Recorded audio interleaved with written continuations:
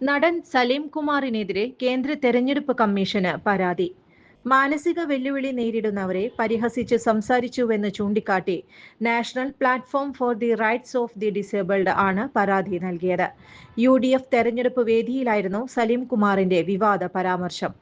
മാനസിക വെല്ലുവിളി നേരിടുന്നവരുടെ അന്തസ്സിനെ ഹനിക്കുന്നതാണ് പരാമർശമെന്നാണ് പരാതിയിൽ പറയുന്നത്. സലീം കുമാർ പരാമർശം നടത്തുന്ന ദൃശ്യങ്ങൾ ഉൾപ്പെടെയാണ് NPRD പരാതി നൽകിയത്. കേരളത്തിൽ വികസനമുണ്ടെന്ന് പറയുന്നവരെ മാനസികാരോഗ്യ കേന്ദ്രത്തിലേക്ക് അയക്കണമെന്നായിരുന്നു സലീം കുമാർ പറഞ്ഞത്.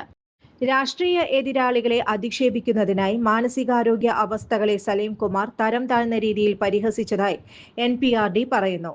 ഇത്തരം പ്രസ്താവനകൾ അരോചകം മാത്രമല്ല, അങ്ങേയറ്റം ദോഷകരവുമാണ്.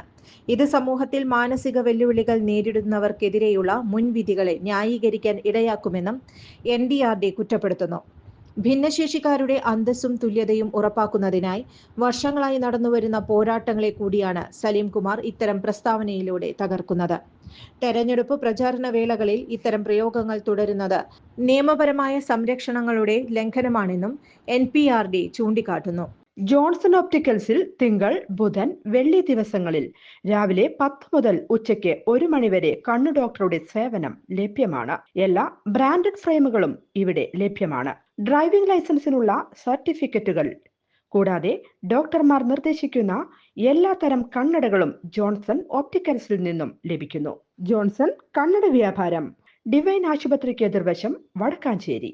കൂടുതൽ വാർത്തകൾക്ക് ഞങ്ങളുടെ ചാനൽ സബ്സ്ക്രൈബ് ചെയ്യുക. Facebook ഫോളോ അപ്പ് ചെയ്യുക. വാർത്തകൾ വേഗത്തിലറിയാൻ Anytime News.